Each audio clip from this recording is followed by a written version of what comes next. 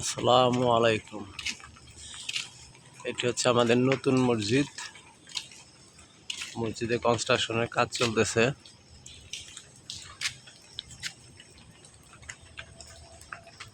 এখন আমরা বর্তমানে পাশে মসজিদ আছে, এই মসজিদে নামাজ পড়ি। ফজরে আসলাম নামাজ পড়ার জন্য।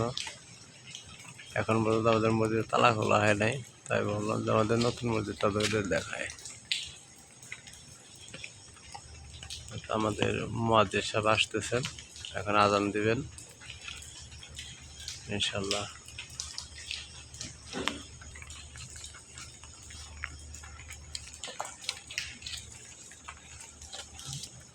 আমাদের মুয়াজ্জিন সাহেব চলে আসছেন। এটা আমাদের এখন আজান শুরু হয়ে যাবে।